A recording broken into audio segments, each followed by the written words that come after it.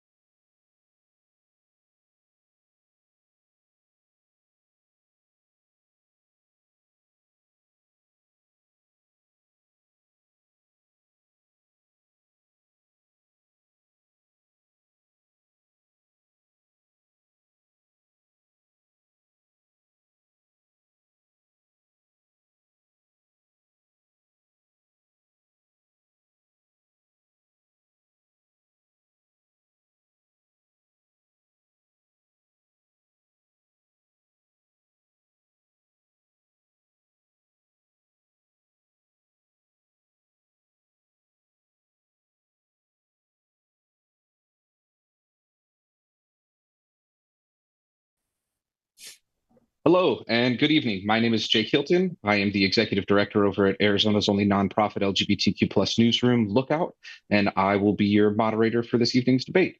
The Citizens Clean Election Commission is the sponsor of this event. As the state's voter education agency, Clean Elections is the official sponsor for Arizona debates. So voters have the opportunity to hear directly from the candidates, questions on the issues that matter most to them, and walk away feeling informed enough to vote. For all of you out there who are watching this debate live, just a reminder that you can submit a question at any time in any of the following three ways.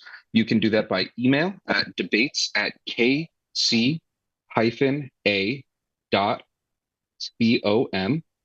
You can text to 408-302-1810, or you can put that through via phone call at 480-937-1253.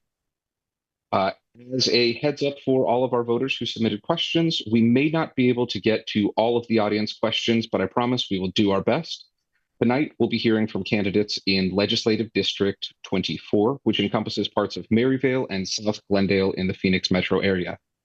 Since this is a primary election debate, candidates are competing against others in their party to become the official party nominee. All registered voters, including independent voters, can vote in the primary. Independent voters can choose a single party ballot that they wish to vote on. We'll kick off the evening by hearing first from a Senate candidate who will undergo a 30-minute or so question and answer, and then we'll move to the House candidates who will debate their opponent for approximately 60 minutes. And finally, we'll conclude right around 7:30 p.m.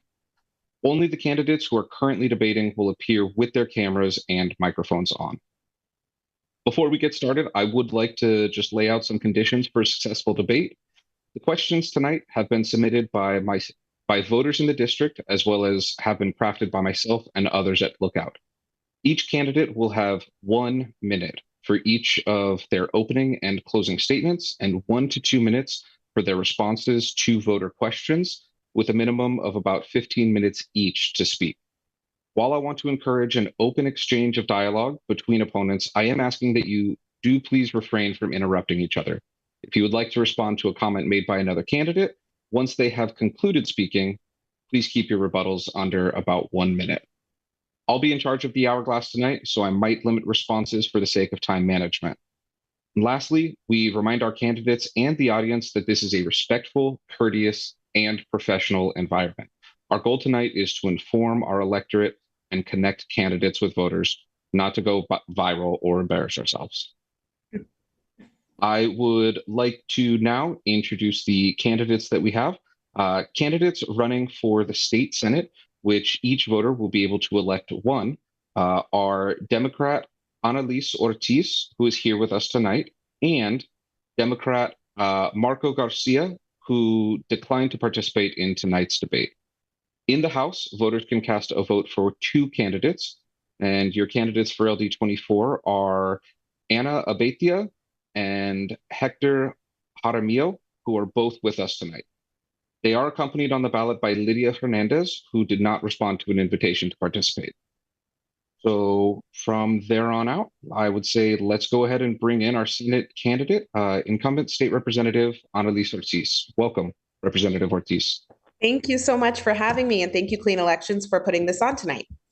Of course, of course. Since your opponent did decline to show up tonight, we will have a Q&A session so that we can get to the nitty-gritty of what the voters really care about. But Representative, I would like to give you about 1 minute for a brief opener before we dive into questions. Thank you, Jake. Thank you, everyone, for watching. I'm Annalise Ortiz, and I have the honor and privilege to serve as your state representative. I'm a former journalist, civil rights activist, and a Maryvale resident. I'm now running for the state Senate to continue fighting for our community in the state legislature. I've delivered on my promises by negotiating a historic investment into affordable housing and homeless services during the past 2 budget cycles. I also led the fight to successfully repeal the 1864 total abortion ban that had no exceptions for rape, incest, or late-term pregnancy complications that could threaten a patient's life. I've been a champion for workers, public schools, and the environment. I was humbled to have been recognized 2 years in a row as the best Democrat debater by the Arizona Capital Times Awards. I also have been honored as Legislator of the Year by the Professional OBGYN Association and the recipient of the Cartwright School District Award of Excellence. I'm the only Democrat running for state Senate with experience in the legislature, the only candidate endorsed by Congressman Gallego, firefighters, teachers, and nurses. And I'm the only candidate here with you tonight because one thing you'll learn about me is that I will always show up. I would be honored to earn your vote so I can return to the state legislature, but this time as your state senator. Wonderful. Thank you so much. I would say let's go ahead and jump right in. So, Representative Ortiz, you were recently investigated for incitement of a riot by Republicans for yelling shame in the House against your colleague, Representative Matt Gress, in regards to not putting forward a vote to repeal the 1864 abortion ban. I want to give you the opportunity to simply address this for about 90 seconds. When I said shame on you on the House floor, I was speaking for so many women in Arizona who felt terrified the moment we learned that the 1864 abortion ban was upheld by the state Supreme Court.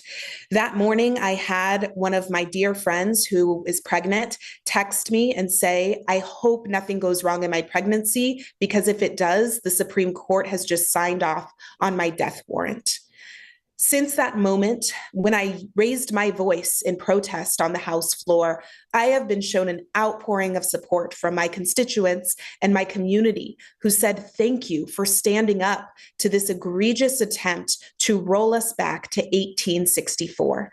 That was not typical behavior for me, but it was a moment that demanded that action. And because of that action, we ultimately landed that repeal of the abortion ban on Governor Hobbs' desk, and it was signed into law. So I continue to be proud of the work that I and many of my colleagues did that day. Thank you so much. Next, this question was actually originally for your opponent, Mario Garcia, but since he's not here, I'd like to ask you something similar. Our outlet has reported that your opponent has been photographed multiple times with far-right politicians and those that support them. You have called him out as a false Democrat, while others have argued that that is simply bipartisan politics. However, the same concerns could and have been said about you with Representative Colladin working across the aisle with him. What do you have to say about that? Here's the difference. Through your reporting, it was stated that Mr. Garcia attended a fundraiser in support of Kari Lake and shared photos of her on his personal Facebook page and events of hers on his personal Facebook page. I have a job to do at the state legislature, a body where Republicans are currently in the majority of both chambers.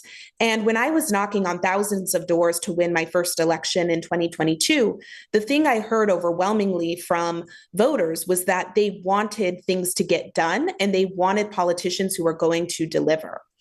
I have done what it takes at our Republican-controlled state legislature to build relationships and find compromise on those issues where we can get to a middle ground, like criminal legal reform, which is something I've worked with Mr. Colladin on. However, there are many progressive values that I hold that I cannot ever abandon. And that includes the right to protect abortion access, my strong support of our LGBTQ plus community, my strong support of our immigrant community, and other issues of that nature where I won't agree with Republicans on some of the far extreme takes that they have. My opponent posing and attending fundraisers and events with someone like Kari Lake shows to me that he aligns with these extremists in a way that goes far beyond just working with the Republican to get a job done for the people. Thank you. I guess I am just going to jump in with all the hot topic, emotional questions today. So I would like to sort of take a small veering and go toward sort of public health. So HIV rates among young people in Arizona is at an alarmingly high rate. and it's going the opposite of the nation. Syphilis is doing the same among gay men, and chlamydia is also rising among young women. Advocates and public health experts have said that this is a direct problem with the state's sexual education and lack of oversight into what is being taught. What should sexual education look like in schools? This is a hugely important question, and I feel as though it's something we don't talk about enough. I was born and raised here in Arizona. I went through our public school system, and I remember one year my mom didn't want to sign off on the sexual education curricula, and I was instead taught about healthy eating habits while all of the other students were given information that is crucial in my view to a young person's health and well-being, which is the reality of sexual education. Now I feel as though Arizona needs to do a much better job of providing comprehensive age-appropriate sexual education to students, because this is the number one way we can reduce those rates of sexually transmitted diseases that you just mentioned and keep students safe and healthy.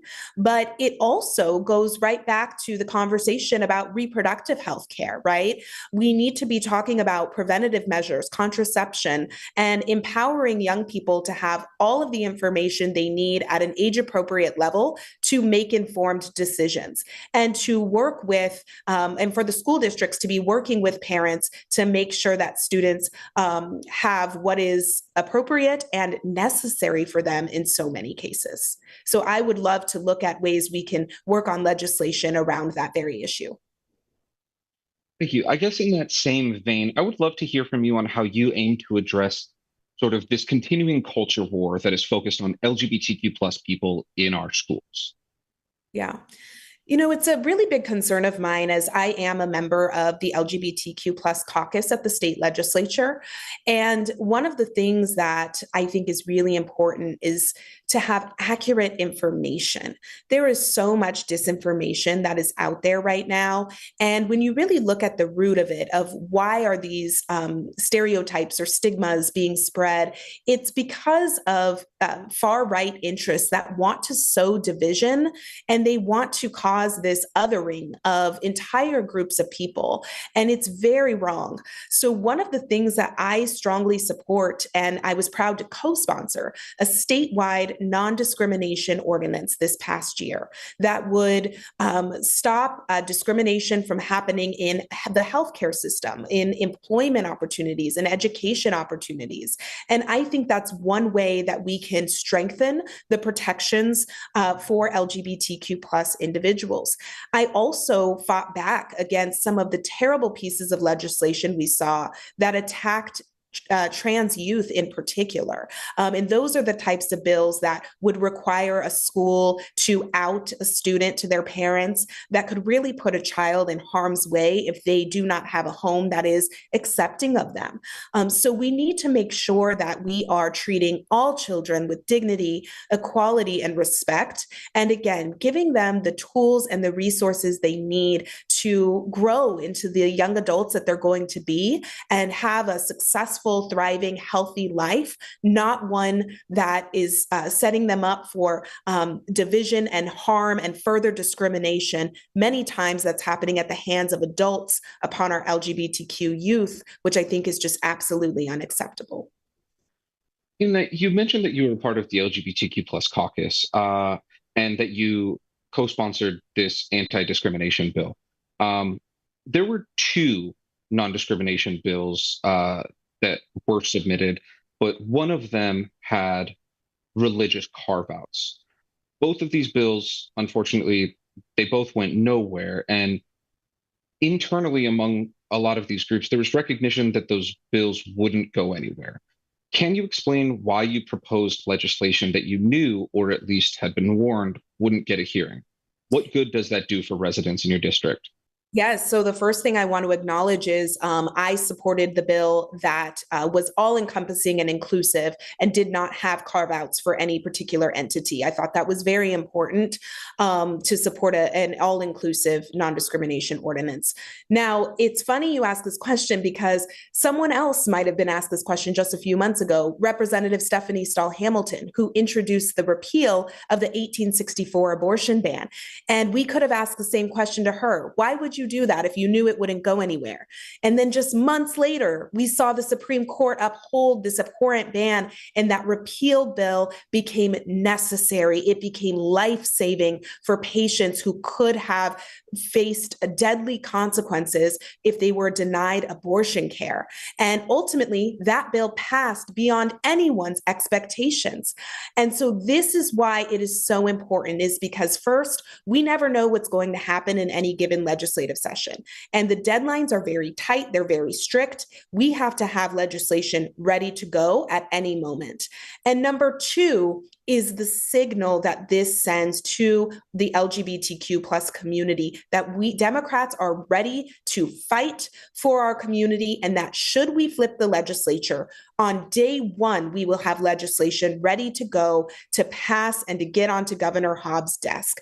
And that really is what matters to me, especially when we have LGBTQ plus youth who come to the Capitol and testify and tell us their stories.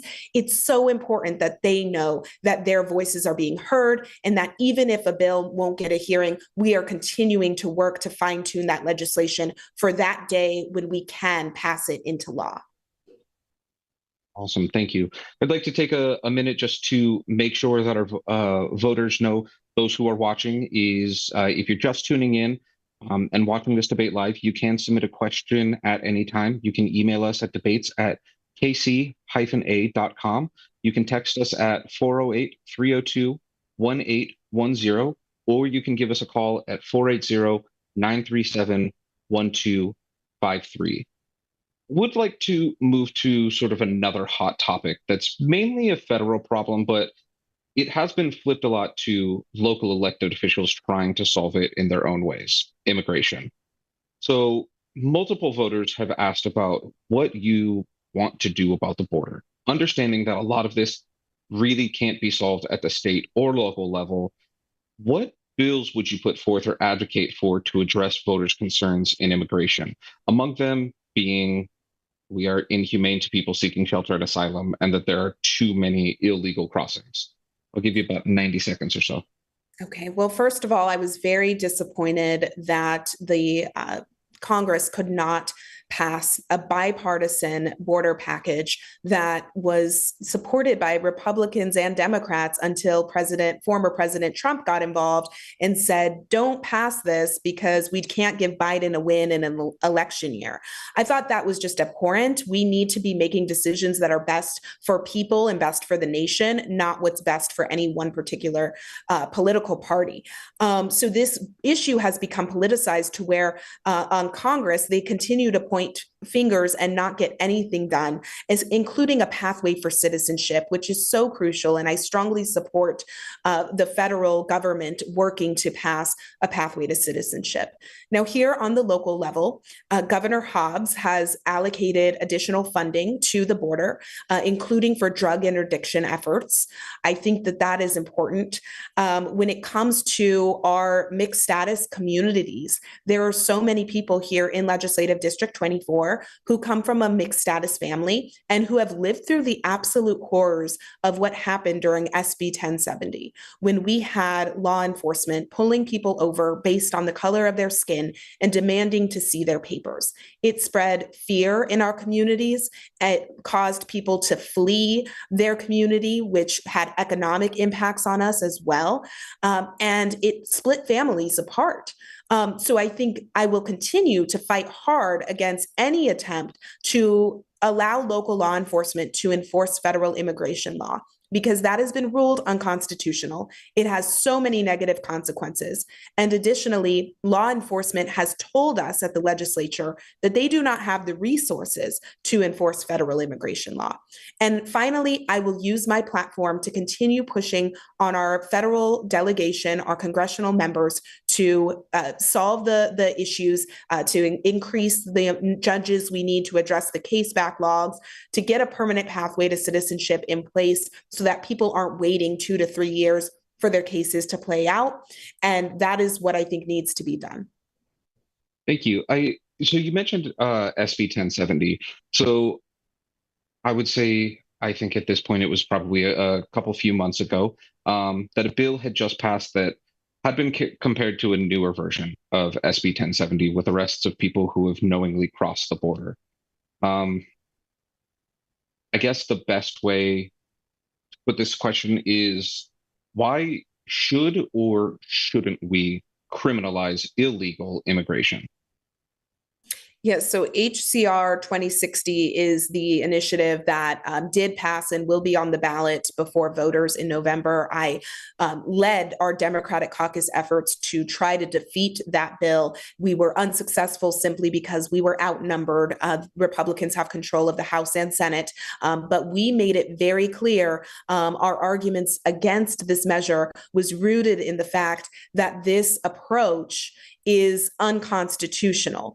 To have local law enforcement criminalizing or enforcing federal immigration law, it violates the Constitution. That is a federal law enforcement authority's job, and we have failed as a nation to have the federal law enforcement needed to address the issue, but also to provide people with that permanent pathway to citizenship that they, in so many cases, really need to be able to work here, to provide for their families, and to live out the American promise, right? That American dream.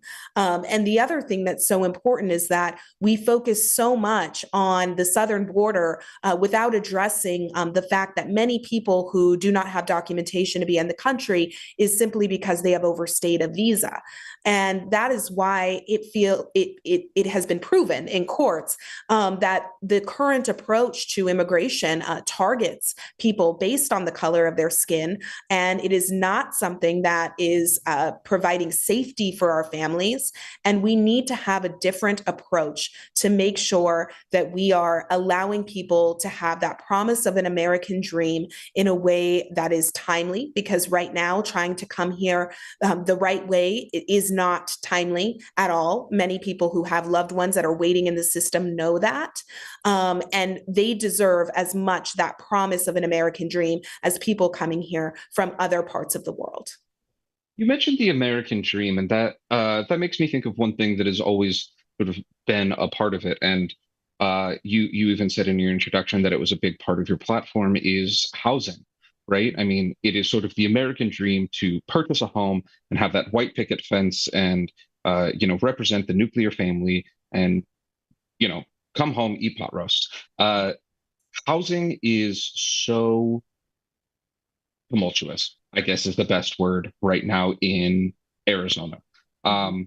Maryvale, especially because there is, we see on an even more local level, we've got cities who are tearing up people's homes. We have a massive dearth in inability for people to own homes, especially with rents and everything skyrocketing. What have you, in your first term, done? Have you done enough in your first term to address this problem for your constituents? First, this issue is very personal to me. I was born and raised here in Arizona, and I've been a renter my entire adult life. I did everything right that you're supposed to do to be able to get that white picket fence, right? I went to college. I worked full time since I was 18 to be able to pay my way through college. And yet I cannot afford to own a home in the state where I currently govern. Rent is so expensive that it's challenging to save for a down payment. And then as so many young people have seen, the housing market, just prices are out of control. And when you want to be ready to pay for a down payment, you get outbid by someone with more money or a corporation even. So there are so many ways that this issue needs to be addressed. Now, I have been working incredibly hard, but we have so much further to go. I was very proud to have co-sponsored 3 bills that were signed into law by Governor Hobbs this year. One will legalize backyard casitas for those who do own property and want to build a smaller a backyard mother-in-law suite for maybe someone in their family to live in, to address the affordability crisis. The second bill transitions it makes it easier to transition abandoned commercial buildings like old strip malls into housing by reforming our zoning laws. And then the final law legalizes more townhomes, duplexes, triplexes near downtown city centers so that we can have more density as well, which is better for the environment as well. Now, when it comes to home ownership, right? So many people are tired of being told that the only way they can have a safe, affordable place to live is if they rent it or if it's subsidized by the government. So many of our community members deserve that opportunity to own property and to gain generational wealth. And we can't do that right now, largely because we are not building starter homes or those smaller types of homes like the ones that are all around us here in Maryvale. We aren't building those at the rate that we used to because of many different factors, including a lot of local regulations. So I have been one of the leading voices in the legislature, challenging the status quo and asking for solutions to zoning reform in particular for starter homes so that people can achieve that dream of home ownership. We have a long way to go.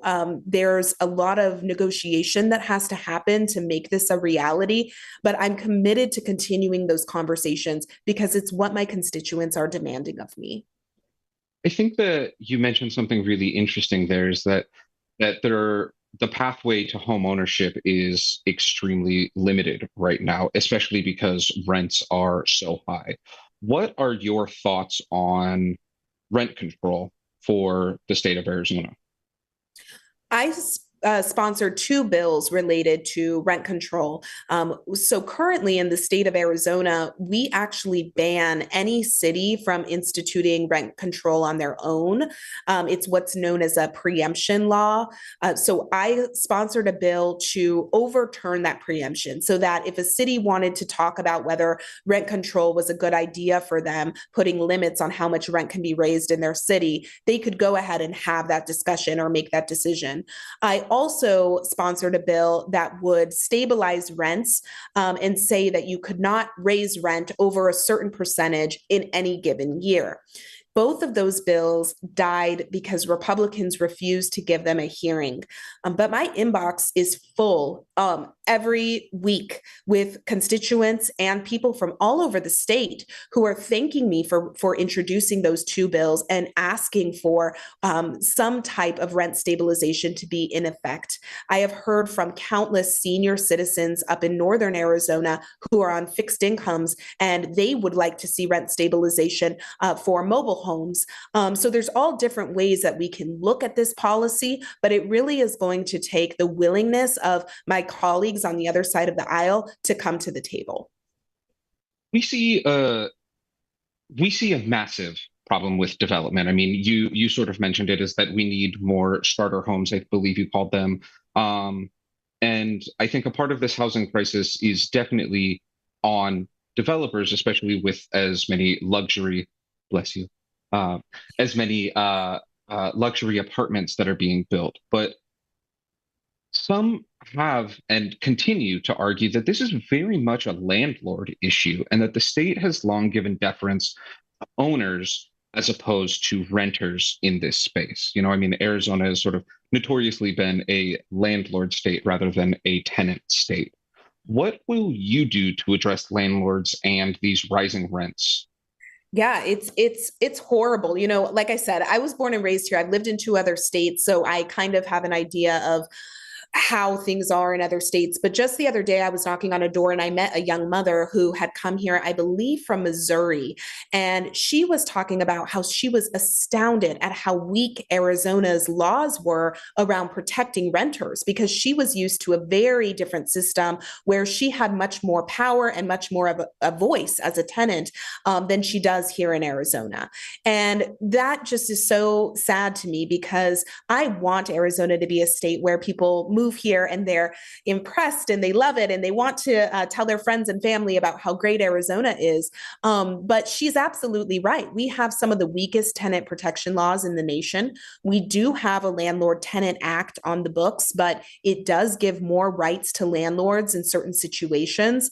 And the wild thing is that there is no state agency that is responsible for enforcing the Landlord Tenant Act. So one thing I would like to do is to assign that duty to somebody, whether it's the Attorney General or a task force within the Attorney General's office. And I have had conversations with Attorney General Chris Mays about this, because she and her team noticed that this is a consumer protection problem, right?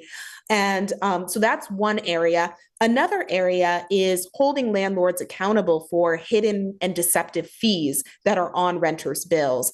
I sponsored a bill called the Truth in Renting Act, which would require all fees to be posted upfront with the cost of the rent. It would give tenants the power to opt out of certain non-essential fees like trash valet fees or smart device fees, which a lot of these luxury complexes are requiring now. And then application fees are also very deceptive and misleading. And we need to have some more accountability around those application fees, because when you're struggling to pay rent and you're struggling to find a place to live, it's incredibly expensive to have to pay every single time you apply for an apartment, then to later just possibly be denied because they don't have room. So all of those are areas I want to tackle. Thank you.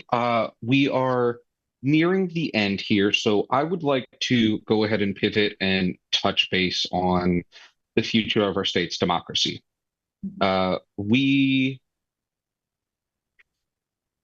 There's no secret that Arizona has become an extremely divided state with its politics, and that there is the whole gambit of the spectrum, right, from far right to far left and everything in between.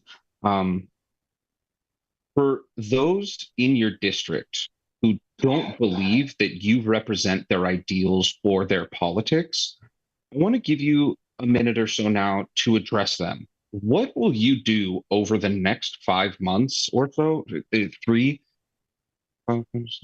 4 months before Election Day to reach and connect with them? Yeah, it's a great question, because I fundamentally believe that as an elected official, my job is to work for the people, regardless of what letter is by my name. And very often I will knock on doors and meet someone who says, oh, well, you're looking for my wife who's a Democrat, but I'm a Republican. And I always give them my cell phone number and I say, regardless, I still am your representative. Please call me if you ever need anything. So that's number one, is that folks should know that my door is always open. I am always open to meeting with you, to learning about your perspective. And we might not agree, but we can absolutely agree to have a respectful conversation. And that is a piece that I think is really missing from our politics, is that respect and that willingness to try to understand things from a nuanced perspective. I like this challenge that you've posed to me, Jake. I think that, this race is going to be decided on July 30th. So after that point, I have time to be knocking on doors of every member of our community. And I will take that as a challenge to do that, to do outreach, to proactive outreach to constituents that I might have never talked to before, and take that upon myself, because again, I work for you regardless of your party or your stance or your views on certain issues. And I want to continuously be at your service. I also am committed to holding more town halls and coffee with your representative in the district so that people can come by on their own time. So please visit my website and get on my email list if you'd like more information about those events. have a part B to that question before I let you go ahead and give your closing statement. Want you to, as if you were speaking to those same voters again, the ones who may disagree with your politics, what do they just need to understand about you that informs how you work in the legislature and how your politics shows? Yeah. I think I think the most important thing is to remember that we're all human, right? I do this work because I'm an auntie to 6 kids who I love deeply, and they're growing up here in Arizona, and I want them to have the best life possible. And I think all of us agree on that very value of wanting our loved ones to live safe, healthy, and thriving lives. So we might disagree about how we best get there, but I think we can always try to come down to the same level and see eye to eye, at least on what our end goal is. So I would want people to know that everything I do is in the interest of creating a better future for tomorrow. And I'm, as a journalist, as a former journalist, I'm very used to looking at things through a nuanced lens and listening to differing perspectives. So I will always be that person who's going to dig in and be very inquisitive. And I welcome your feedback, because it's the number one way that I can be a better public servant, is to listen and respond to your feedback. Awesome. Thank you so much, Representative Ortiz. I'd like to give you one more minute to give the voters your closing remarks before we say goodbye for now. Thank you so much, everyone, for joining us. If you have any clarifying questions, you can reach me at ortizforaz.com.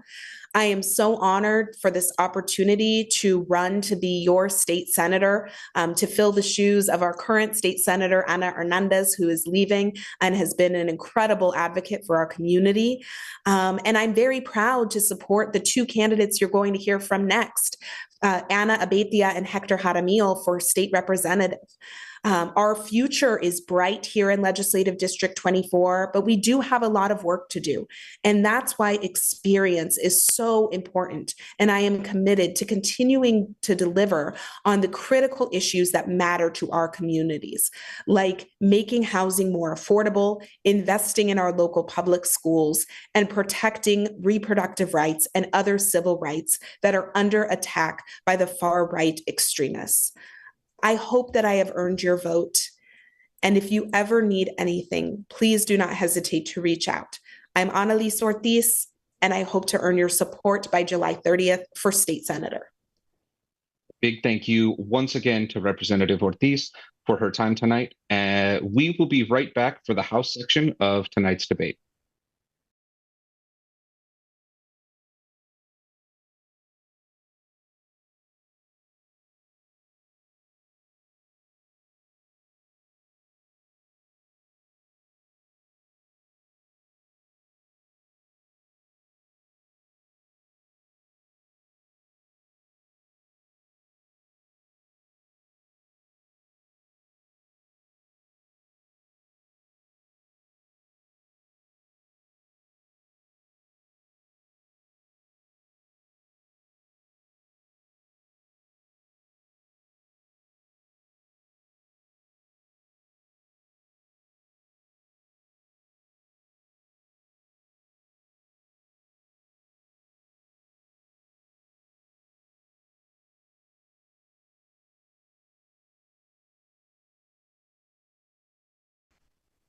Awesome. Welcome back, everyone. Let us bring in our 2 Democratic candidates for the House of Representatives, Ana Abetia and Hector Jaramillo.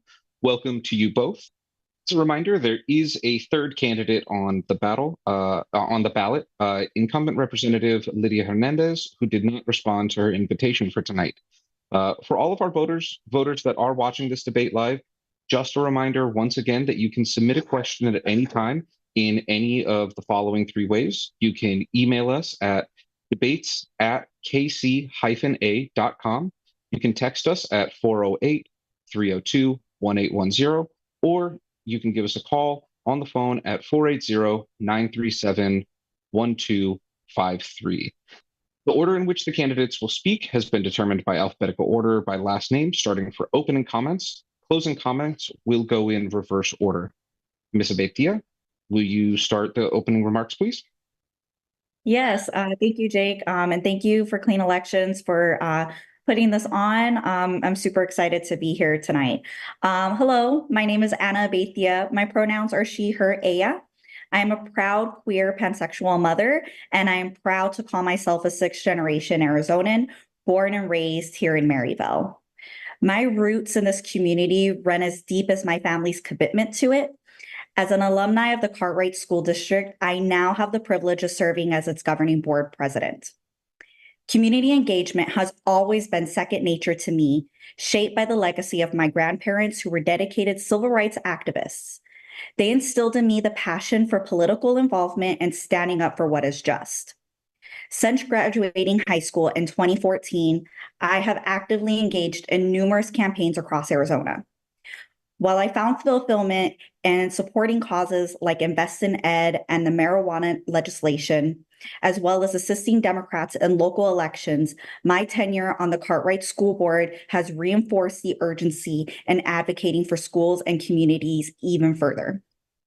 That is why I've dedicated us to step forward and run for the Arizona House of Representatives in Legislative District 24.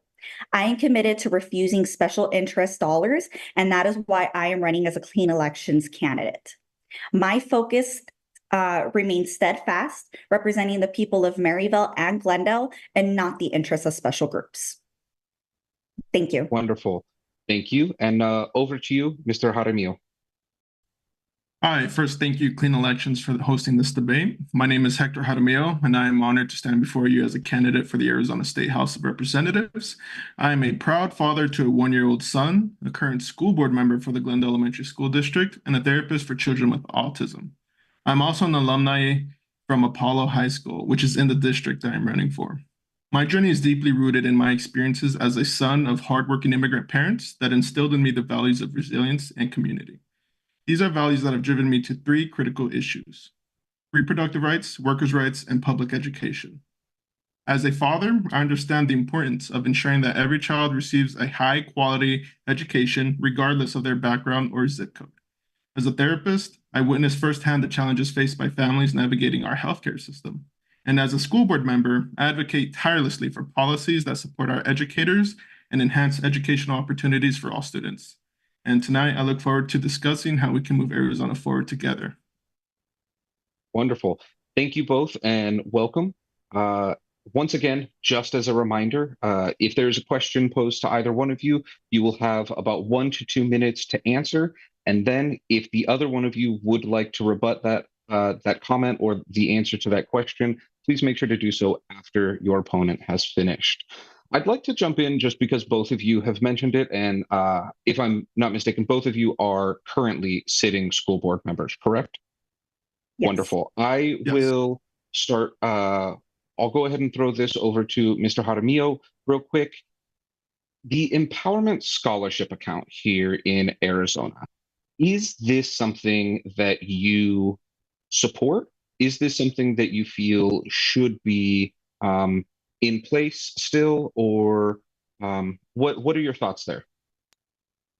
You know, the ESA Empowerment Scholarship program, was originally implemented for children with disabilities with special needs.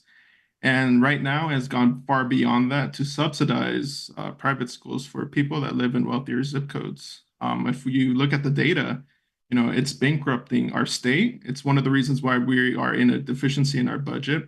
And it's also one of the reasons why I'm proud to be one of the endorsed candidates for Save Our Schools, which is aiming to roll back some of these programs. If we fully fund public schools, we would have all the resources we needed for kids. But historically, Arizona has been defunding public schools for longer than I've been alive. And that's why I'm against the expansion of ESAs. And I am for, rolling back to what they were originally intended for. Thank you. Anna? Thank you. Hector touched on the original point of what ESAs were created for kids with disabilities. Myself, Hector as well, worked in special education. If this were the area that we were still heading with the ESAs to actually give those kids the resources that they absolutely need, that sometimes certain schools are not able to provide, I think we would be having a different conversation. But as of right now, the fact that our kids are being stolen, our public schools are being stolen of the dollars that are meant to be for them, it makes it difficult for us to do our jobs as school board members. And I say it all the time, and I'll continue to say it. I got 14,000 kids to worry about. And when you continue to take money away from our public schools, it makes it very difficult for me to be able to worry about the kids in our public school district. So I do not support ESAs and the state that they are in right now, because we are facing it's draining $1.9 billion away from us. And that is tax-paying money that could be going to public schools. And already we don't get a whole lot of money for our kids to begin with. So if it were going in a different direction, we could be having a different conversation. But the fact that we are owed so much money from the state because of ESAs, I do not support them. Thank you. I guess on that, these ESAs also are supporting homeschooled children. These programs help to support parents who are trying to home educate instead of using, public schooling. Do you know what it would mean if you took these programs away and forced those kids into traditional schooling? I'll start with you, Anna. So taking that money away and that wouldn't be forcing them into public schooling, because parents still have the option to do public or to do homeschooling. So it wouldn't force those kids to have to go to public school. The other thing is, if we had regulations on these ESAs to enforce what people are actually spending this money on, again, we would be having different conversations. We look at the data and we see the data that people are not spending the money on getting the kids the extra resources that they need to make sure that their kids can read and do math.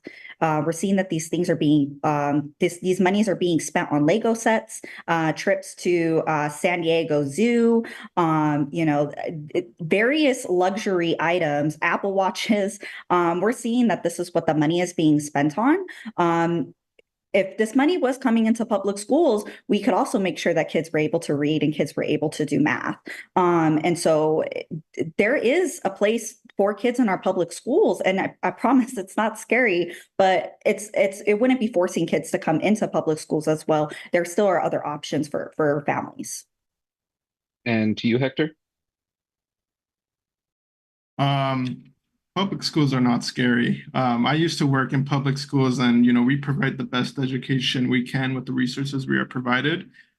Given that we are continuously being drained of money by ESAs, but if you fully fund these public schools, kids will have the top-notch education that Arizona can provide. Right now, teachers are not getting paid enough. Classrooms their supplies are being bought by the teachers themselves out of pocket. And these are things that we need to be worrying about, because that money that is supposed to be going to public schools, again, is being funneled into these private schools, into wealthier zip codes. And at the end of the day, these private schools are being subsidized by working class people like me and Anna, who work in schools and with kids with special needs.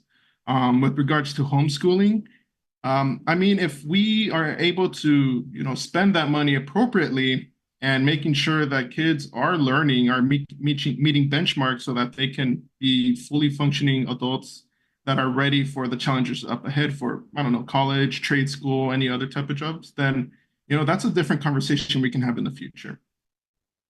Gotcha. I guess just to elaborate a little bit on that, just because both of you are in the education sphere, and it seems to be sort of where a lot of your knowledge comes from, a lot of teachers these days are quitting and homeschooling their own kids because public schools appear to be so out of hand, whether that is because of funding or legislation, whatever that may be. These public schools are already overcrowded and teachers are overloaded. They're sort of acting as babysitters, quote unquote, to too many children because we don't have enough schools to match the number of apartments being built, or there's such a disparity between housing and education. What does that look like in reforming schools on a local level for you? Hector, if you would like to start. Sure. I like that you brought up how housing isn't matching the classrooms. I guess you're saying we don't have enough classrooms. In my district, we have the opposite problem where we don't have enough housing and families coming in to fill in our classrooms. And that has a lot to do with the housing crisis we're facing right now. And you asked me about reforming education so that it keeps up with the pace of the growth in this. Okay. Again, I want to touch back on my point that historically, since Arizona has been dominated by Republican control for 30 plus years, they've been defunding public schools to the point where teachers are not feeling paid enough. They're not given the benefits. My partner, she's a preschool teacher. She does not have a great healthcare coverage for the amount of money that she pays. We have a son, and the money that she pays every month is absurd, considering that she's taking care of all these other kiddos when she can work somewhere else and get more money with better coverage. I really do think reinvesting into public school will further strengthen our attraction for teachers out of state to come into here. As long as we make sure that we are paying teachers enough, empowering them through being able to negotiate their contracts and having more say as to what kind of things they want in their contract, we won't see as much teachers leave. And as a matter of fact, I think we would see an influx of teachers come in. Anna? Yeah, so I think Hector hit the nail on the head there. Everything that he's saying is absolutely true. Particularly in our school district as well, we actually have we don't have enough homes in our district. Like I said, we have close to 14,000 kids in our school district, and we don't have enough homes to match that. A lot of our families, it's multiple families in one household with some cases. The other point of our teachers are not getting paid enough. That is absolutely true. Now, in Cartwright School District, we are one of the higher paying school districts in the Valley, and we are on a 4-day week to try to retain more teachers into our district, which has been helpful. And so at our local level, we have been doing a lot of work to be able to combat the issues that we're seeing at a statewide and a national level when it comes to education and not having proper resources or having enough educators in the district. But it can't just be on our school districts alone. We get funding from the state. We get support from the state, but it's not enough, and they're not giving us our equal share of it. And in order for us to continue moving on a positive pathway to making sure that we have the proper resources in our district, making sure that our classroom sizes are equitable to having 20 kids to one teacher or lower in a classroom, we need that funding from the state in order to do that. And so, yeah, I mean, Hector made the point there. So. Perfect. Thank you. I would like to go ahead and veer it back to LD24. I mean, one of the questions that was just sent in from one of our voters is, how long have you lived in this district? And I guess I will start with Anna. I'm 28 years old. I have lived in this district for 28 years. I was born and raised here in Maryville. In fact, all of my mom's side of the family was raised here in Maryville.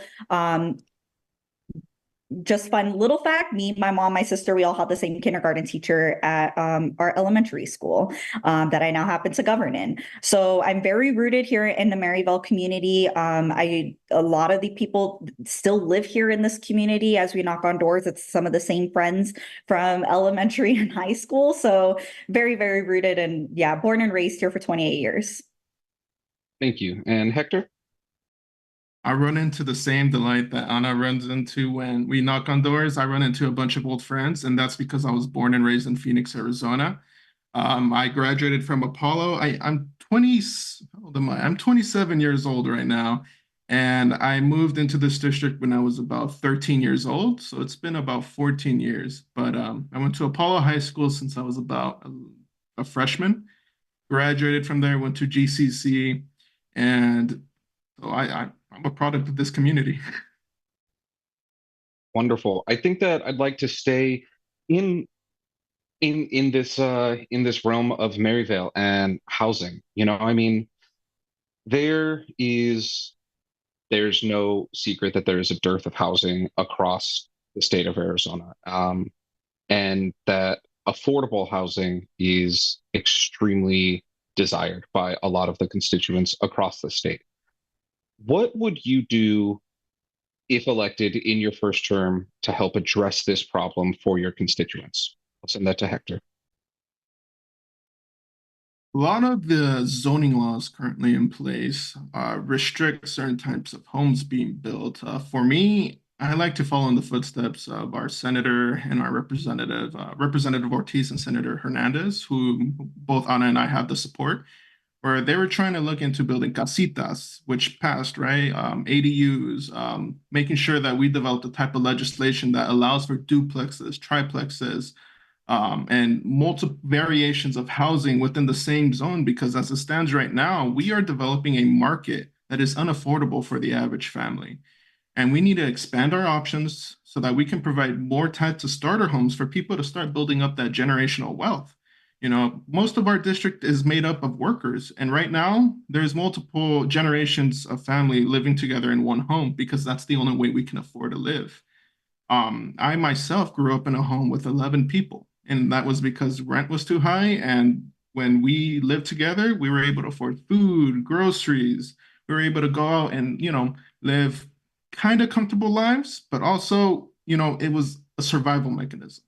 So that's one of the ways, we will aim to provide affordable housing and expand the market so that people can buy starter homes again. Anna?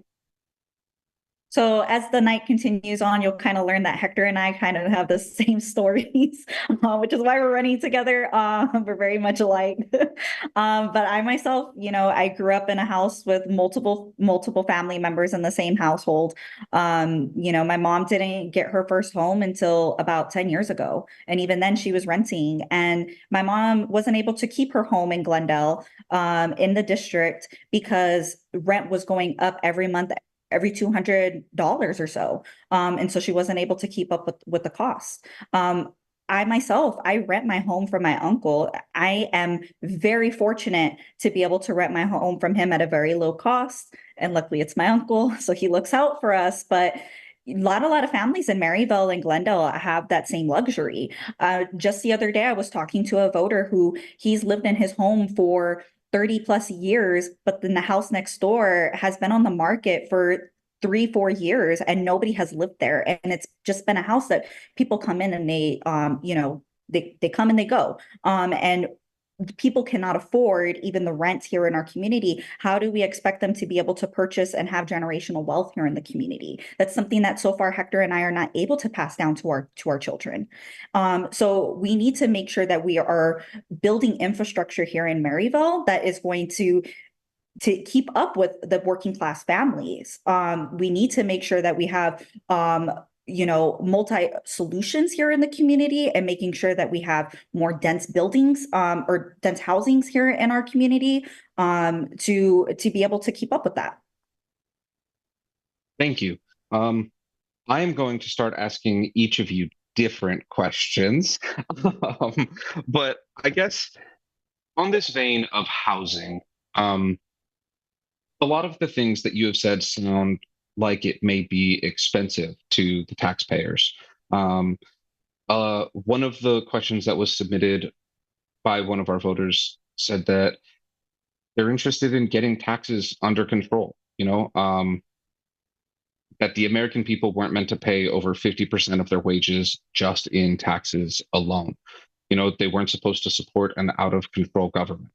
So I guess one of the things that I would like to ask is, how do you intend to do these things while still making it affordable on the taxpayer's wallet? Anna, if you'd like to start. Yeah, so you know, I'm going to backtrack a few years ago when we had Red for Ed. And I know that's not education, I promise, but the purpose of that was to tax the wealthy, to tax the 1% that is not paying their fair share in Arizona taxes. We know that there are people here in Arizona that are paying, working class families, poor families that are paying a high percentage in taxes, and the wealthy are paying at that same percentage. And we need to make it fair here in Arizona across the board when it comes to those taxes. Having those type of solutions help in various areas, not just in housing, but to me, that's the ultimate goal, is to make sure that everybody is paying their fair share and not just making it on the backbones of the working class and the poor people here in our communities. Thank you. Hector, I do want to give you a chance to answer that question before I start asking a couple different ones. Recently, or in the last governor passed a flat tax rate for 15% for everybody. Now, for us, we want to make sure that working people have enough money to pay bills, afford the groceries and whatnot. I thought that was great for working people, but for people that are billionaires, CEOs, and all that, it's not a fair rate, especially because we have things like firefighters, we have education that needs to be fully funded. That flat tax rate really defunded a lot of agencies across the board, and it's another reason why we are in a budget deficit right now. For me, making sure that the wealthy pay their fair share so that we're able to afford the things is something that, we can do to pay for all of our things. If they have to go down with one less yacht, so be it. Thank you. I would like to jump into sort of these the demographics of Maryvale. Maryvale is about 77% Latino, which means that the entire sort of district area itself, we're probably looking at somewhere right around that.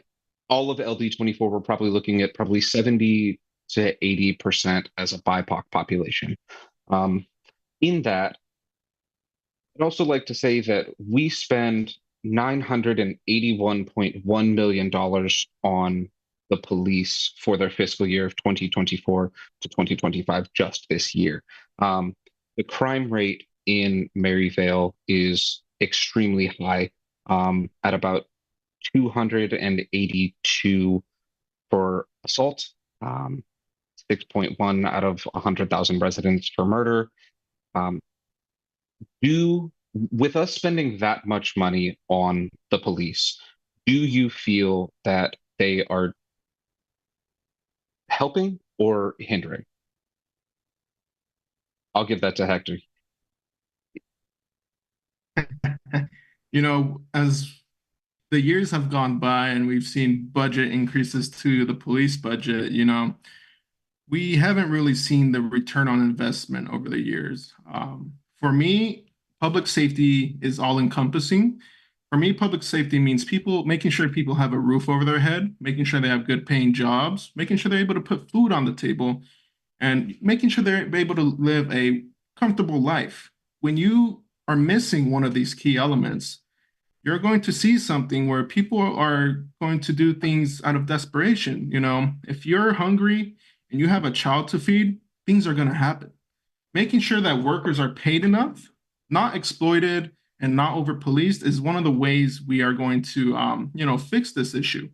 I don't think investing more in police is going to remedy the problems we're seeing. Investing in things like healthcare, investing in things like unions, workers' rights, and even reproductive rights as well, which has a role in this, we would see a decrease in crime, And I think that's the right way to go about it, making sure we invest into safety social nets, social workers as well.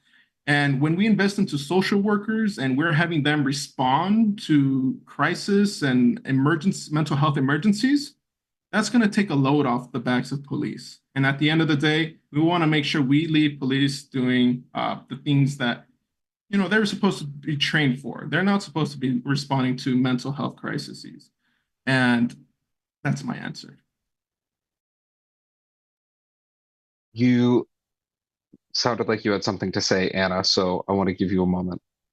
Yeah. So, I grew up here my entire life in Maryville. Your numbers are fairly accurate as far as, our crime rate. I have an app, a citizen app. I get daily updates of things that are going on in my community. And it is unfortunate, but we have very heavily policing, and I don't see them doing anything. For 28 years, I haven't seen them do anything but come into our communities and harass people, kill people at our public library and community center, and kill people in our streets for a simple traffic stop, or because they assume that there's somebody that's committed a crime and they don't actually have the proof, right? So no, heavy policing that's happening here in Maryville isn't a solution. This has been going on for 20 something years, and it has since the 90s. This has been going on since the 90s. It hasn't worked. We need a better solution, and that solution is investing in our public schools, making sure that people here have the health care that they need, and making sure that people here have a roof over their head. I mean, we are starting to see a climb of people who are unsheltered and people who are homeless here in our community, and there is a lot of crime that comes with that. There is a lot of issues that do come with that. But when we don't give the people the resources that they need, these are things that they're asking for, then that's when we start to see all of these issues. And believe it or not, people here in Maryville, we're all very rooted here, and we very much care, not just about Maryville community, but the people that live here and the businesses and the people that want to come here. And they want to have those resources as well. But when the city and when the state don't give those resources, that's when we have those crimes. About 45 seconds, if you can. I agree with everything Anna said. I also want to bring up the DOJ investigation into the Phoenix PD. We've seen years of supposed reforms that at the end of the day have not worked. We as a community have seen it. And the DOJ findings have just confirmed what we've been telling everybody for decades. It's time to try something new, as a matter of fact. I actually appreciate you bringing that up, because one question that was submitted by some of our voters was, they have noticed that it appears there is a lot of public corruption, fraud, lack of oversight among sort of civil employees on a municipal level and up. For instance, they feel that police are overwhelming the court systems with frivolous charges, and there is no consistency between officers to uphold laws. There's bias, there's prejudice, and there's lots of other things that are guiding officers' decisions on how to enforce their authority. What would you do about solving this, Anna? Oh, wow, you put me in a stump there. Sorry. Sorry, can you repeat the question part of that? Yeah, so I guess to put it just like plainly, what would you do about this public corruption, if there's any fraud, lack of oversight among civil employees at the municipal level? So the city of Phoenix is actually working on having there's civil council board. I don't remember the exact name, but essentially having a committee of people that would oversee a lot of these issues, particularly if we're having a conversation about police, right? An incident that happens with police. Unfortunately, the city of Phoenix decided that they wanted to have other police officers on this advisory board. And I think that defeats the whole purpose of it, right? I think we need to have more community involvement in these type of matters, and making sure that there are the checks and balances that are in place, because people are absolutely right. There is a sense of corruption. There is a lot of money played into certain things, into certain elections, into certain positions, and people holding certain positions for a certain amount of time without being without being checked on them as well. And so having those type of checks and balances in place to ensure that our communities are safer and making sure that there is that oversight on there. I think that's what it is, the oversight committee. But making sure that there is that oversight, because this is what people, particularly people in Maryville, are asking for, and making sure that we have those checks and balances in place are essential to them, not just to, elected officials and to the people with money. Awesome.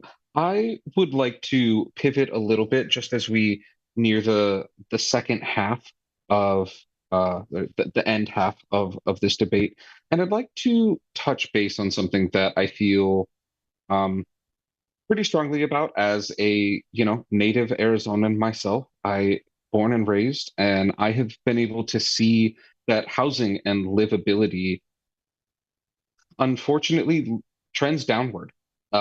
Phoenix continues to develop further and further into a heat island as we build more and we attract more residents, which is fantastic. But there will continue to be issues with access to water and livability and the safety of people who are currently unhoused and living on the streets. So I'd like this first question to be a yes or no to both of you. And I'll start with Hector. Do you believe in climate science? Absolutely. Anna? Yes. Perfect. This is one of the subjects that a hefty number of voters have been curious about. So I'd like to know, some thoughtful answers on this. Can you point to an example where you see the climate having an effect on your own constituency? You have about 90 seconds. I'll start with Hector and then jump to Anna. Yeah, you walk outside and you can feel that wall of heat hit you. I know I do when I go out knocking on doors. I know Anna does as well because we talk about it all the time. But if you take a thermometer, one of those electrical ones where you can scan the ground, if you scan the grass and compare it to the sidewalk and the asphalt, you'll notice like a 10 to 20 degree difference. And when you think about that and about how people that are unhoused are living, you realize that, we need to build some more shelters, build shades and like better, and come up with better solutions so that people that are living outside are not dying on the streets. For me, the heat is a killer. I also read about a study that if our power grid were to go down here, there would be about a couple 100,000 hospitalizations for an area with only a tiny fraction of hospital beds to accommodate for that. For me, we need to tackle this heat crisis. I do think it's part of a climate crisis, and we need to label it for what it is and start modernizing our electrical grid, start investing into solutions that water conservation measures, and we need to remember the cooling power of water. If you get a rag, you put it with wet it with water, put it around your neck, that will cool you down. I have a lot more to say this, but I think my time's up. Thank you. Anna? Yeah, so this is actually a big issue that we have been focusing on in our in Cartwright School District. During COVID, our kids were eating outside when we did come back from to in-person learning. Our kids would take their lunch and eat outside, and our families were very concerned because there was maybe 1 or 2 trees in our fields where our kids were eating lunch, and our kids were having to be crowded. And the whole point of being outside was to be able to have space from each other. Our school district took immediate action on this and started working with the organization Chispa and Trees Matters to build or to install more trees in our schools. Particularly the school down the street from me, Frank Borman, we installed over 60 to 70 trees around our campus. Now, granted, it's going to take some time for those little guys to grow, but the goal is to make sure that our kids have shade in our community. When Trees Matters and Chispa came into our school district and gave us a presentation on why trees are so important in all communities, the biggest thing that they presented to us was that when you don't have shade in a community, your poverty level goes up significantly higher. Particularly in Maryville, or in Arizona and Phoenix, we have an F rating with air pollution. And this stems to the fact that we don't have shade. We're not, we'd rather build asphalt and concrete than making sure that we have trees and grass in our community. And, it's a safety issue here in our community. Our kids can't breathe, our kids don't have shade. And it makes it an issue to not only our public schools, but the whole community itself. To the point where now our school district, we're not just looking at how do we implement trees into just our schools, but how do we do it in the whole community? And how do we help the Cheese Spot and Trees Matters get into the community and build trees around the community?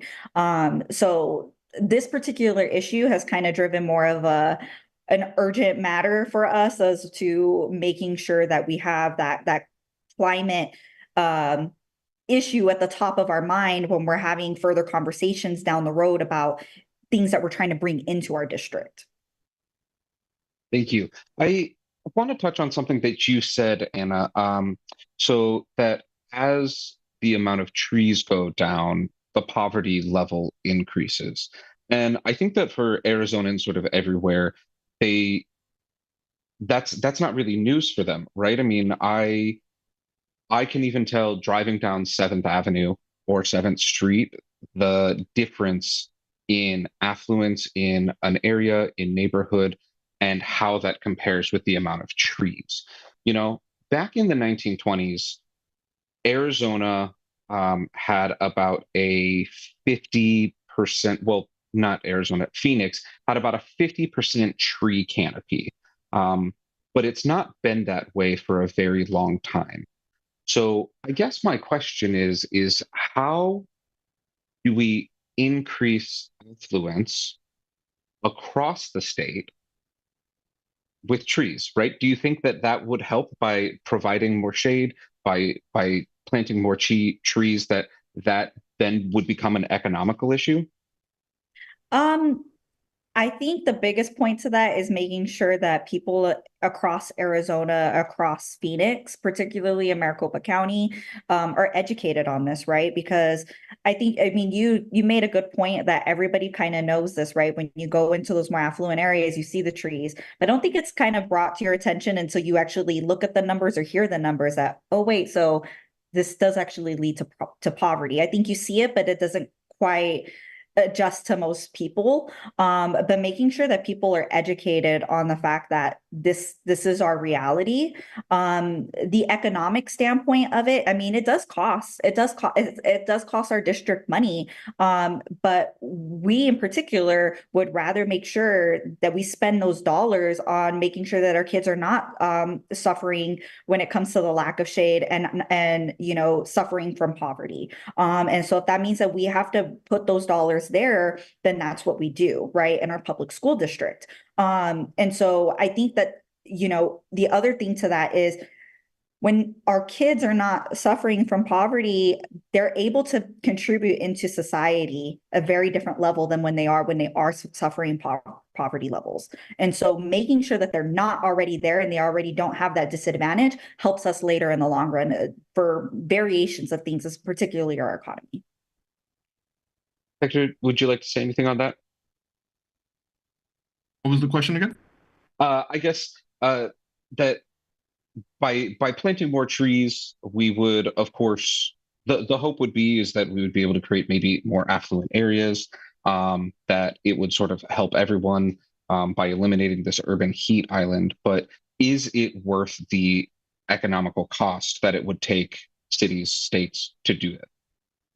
Absolutely, as long as it comes with investments. Again, I'm always going to pivot back to healthcare, workers' rights, reproductive rights. As long as we're investing in that and people are, more comfortable going to parks, taking strolls along the sidewalk, and enjoying their community, I think it's great. I would love to invest in trees. Awesome, thank you.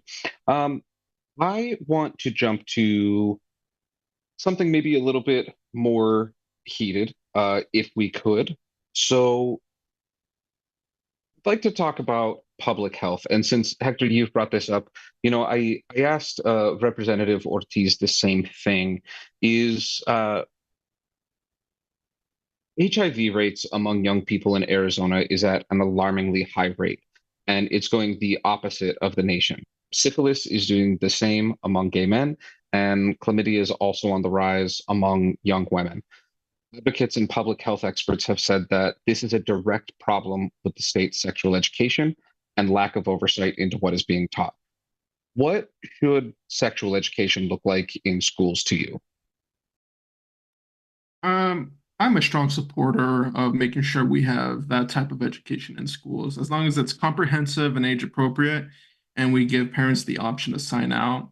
I took a sexual education class when I was in middle school, and I learned a lot of things that I probably, would have learned wrongly about if I had learned from my friends.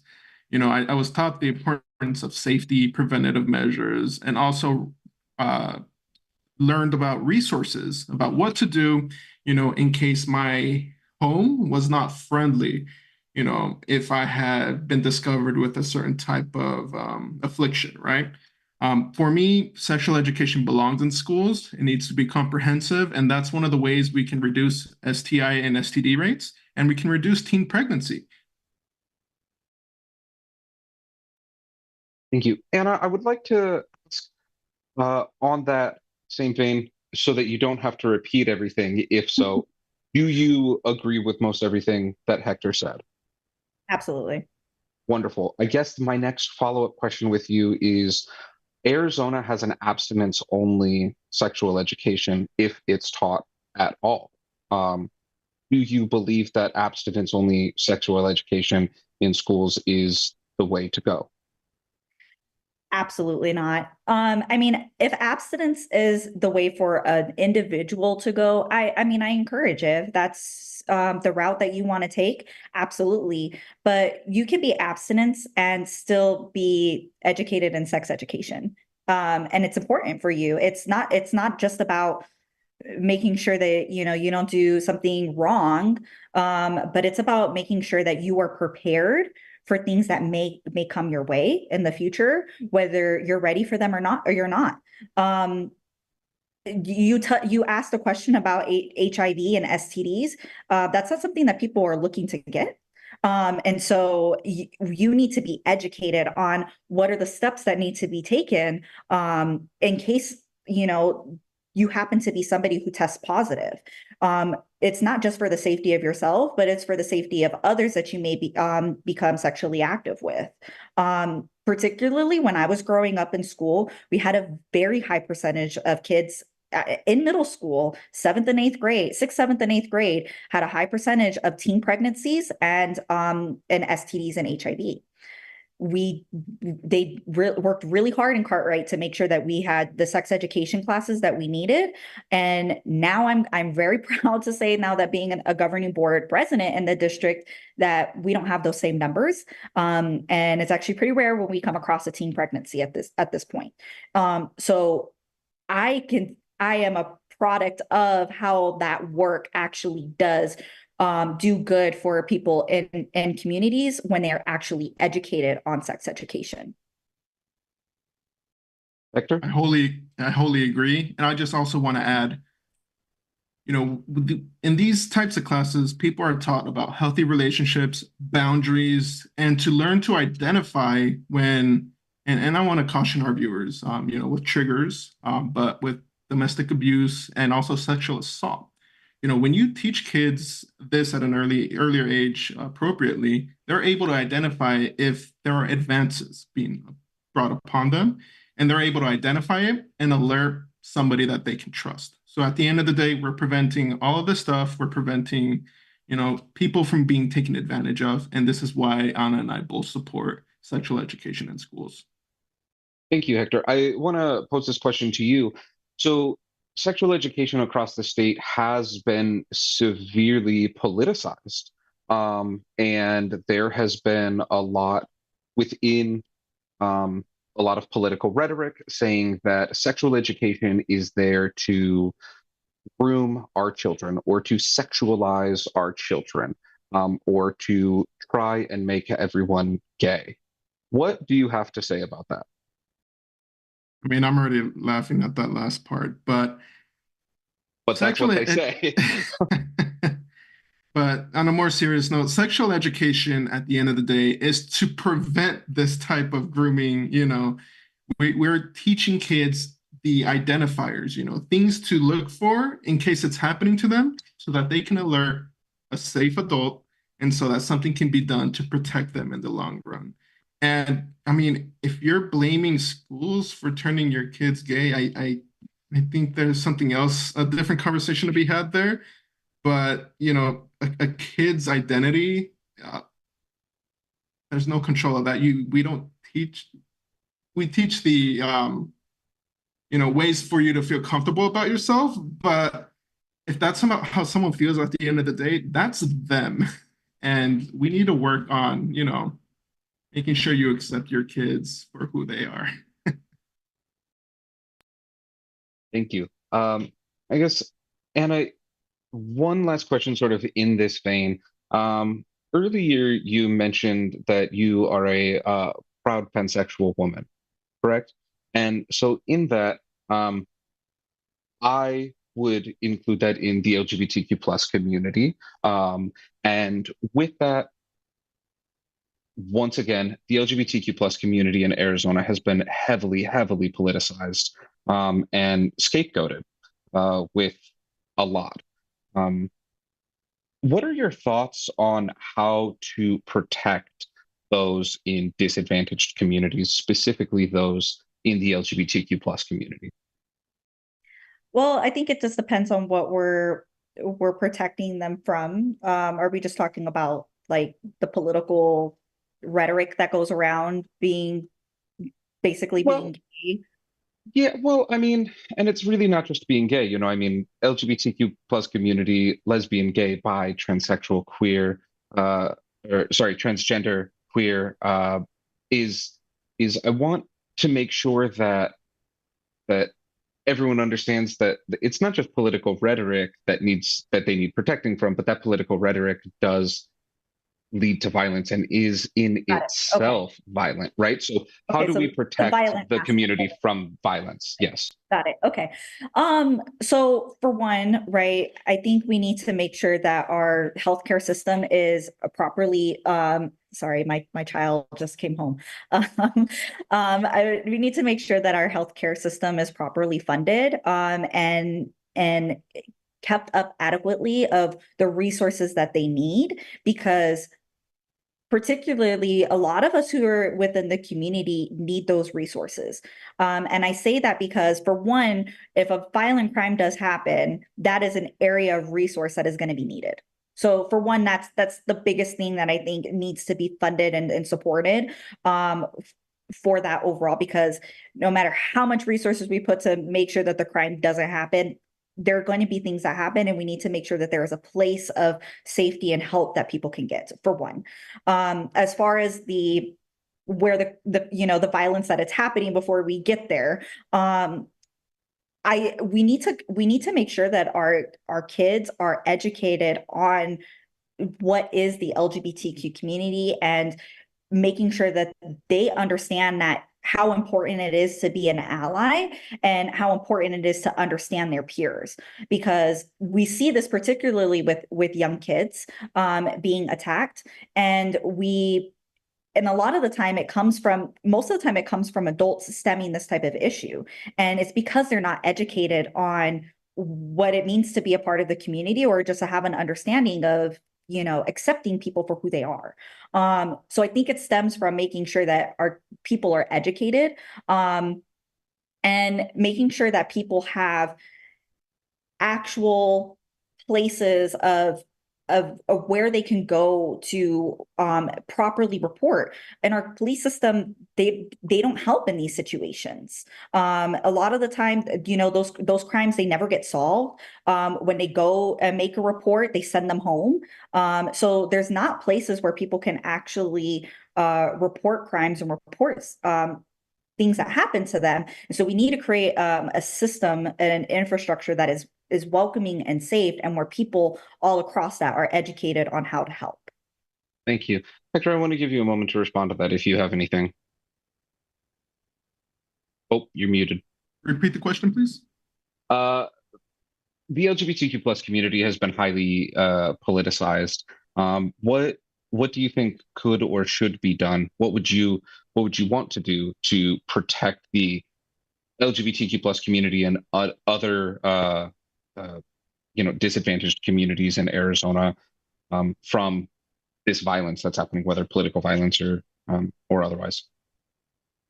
First, completely agree with Anna. Also, I would like to implement more comprehensive workplace protections for people with different identities that are part of the LGBTQ plus community, making sure that they're not discriminated against, harassed, and implementing, procedures that protect them with the full backing of the state government of Arizona.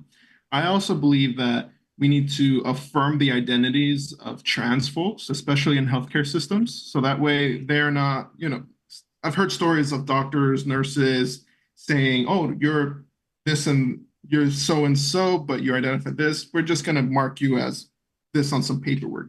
Making sure we have more gender affirming bureaucracy, I guess.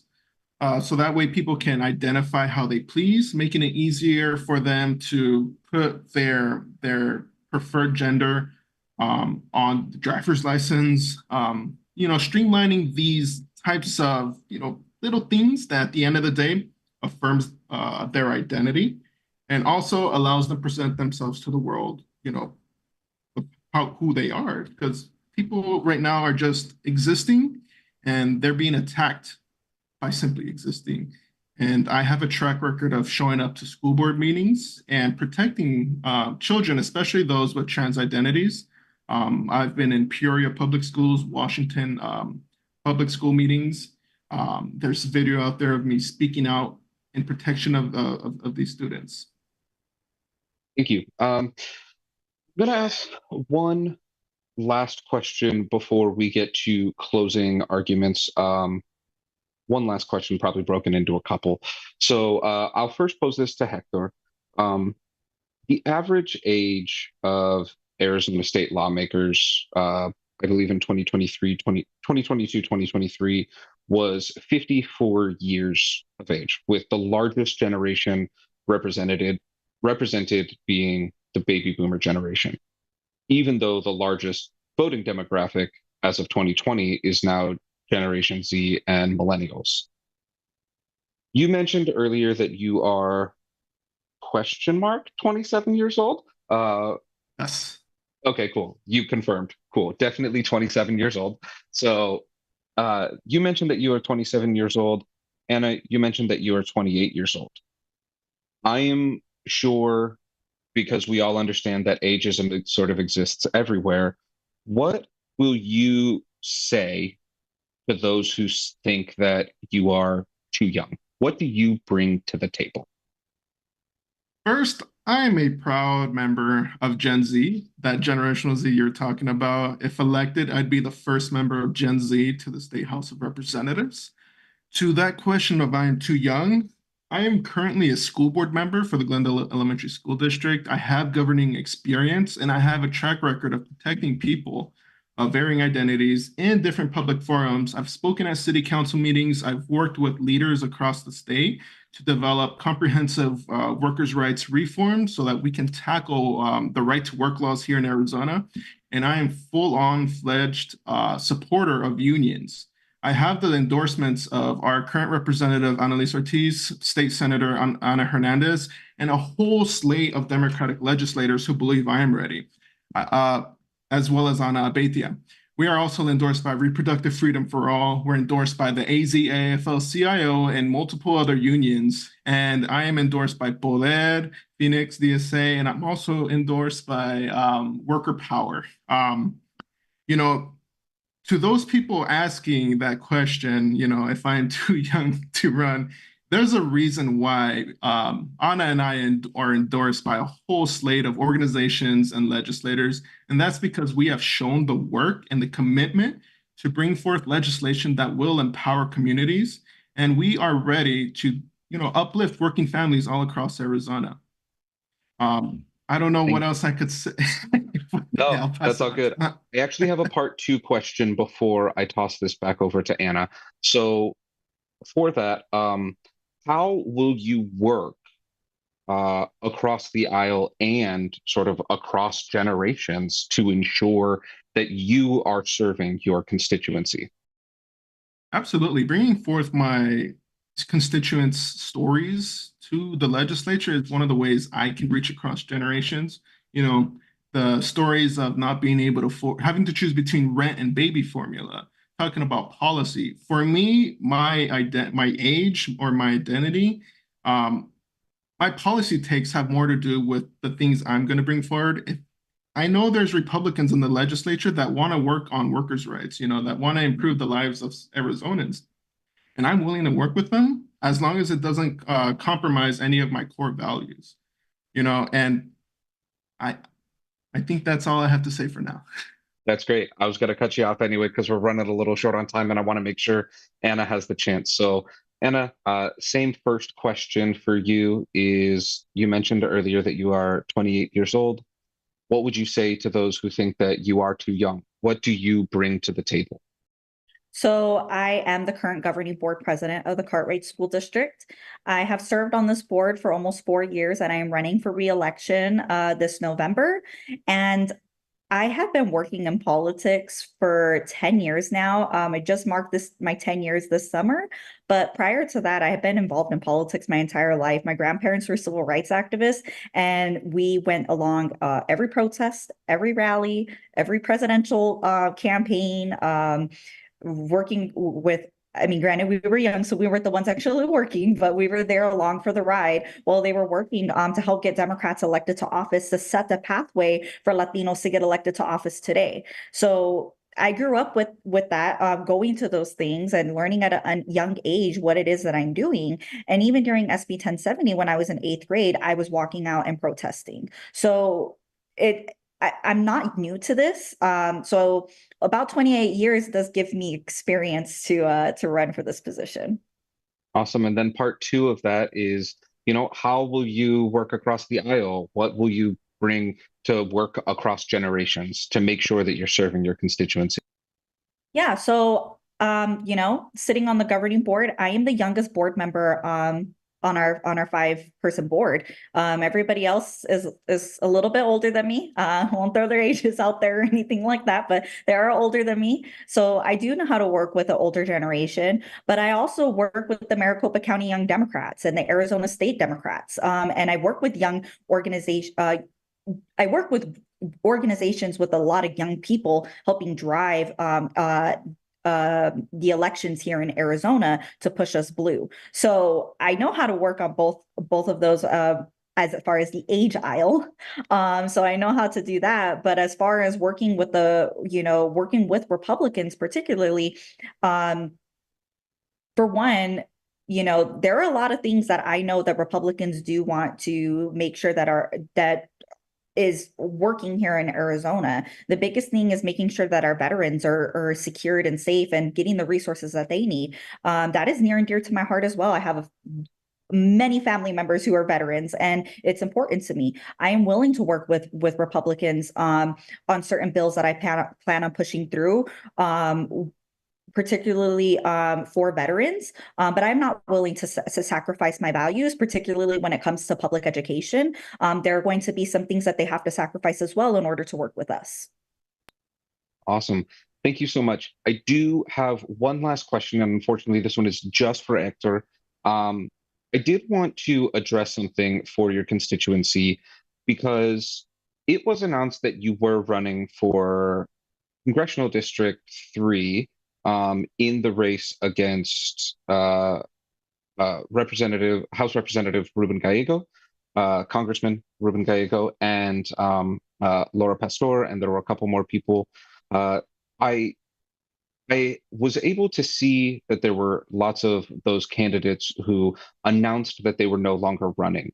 Can you explain to your constituency why you left the race from CD3 to run in LD24? Absolutely. That's a great question. Because of the work I've been doing the past couple of years with community leaders like Raquel Teran, I had a great conversation with Raquel Teran. And, her values and our values are aligned completely. And I volunteered to step out of that race because I wanted to support Raquel. She's an amazing candidate, and I want to give her a shout out here. If you live in Congressional District 3, please vote for Raquel Teran. But I took that step to make sure that our district has a solid person that has fought against SB 1070, that stands up for workers' rights, and that is going to defend our democracy at the congressional level. There was no point to have two congressional candidates with the same values if they were going to split the votes. I want to make sure that Raquel wins, and that's why I stepped out. And the reason why I stepped into this race is, well, because Ana reached out to me and was like, Hector, there's an opportunity here. We should work together because we've already worked together great in the past. I know you, we've both seen each other at school board events, and our values are completely aligned. And I said yes. So that's why I'm here today. Awesome. Thank you so much. I will give each of you exactly 60 seconds, and I will cut you off at 60 for your closing statements. And Hector, you will go first.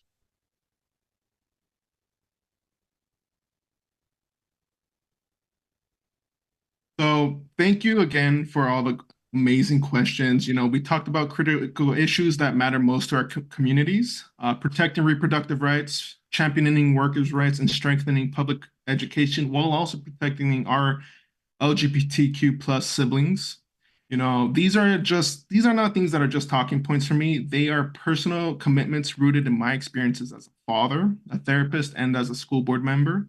I think that together we have the power to build a more equitable and prosperous Arizona for everybody.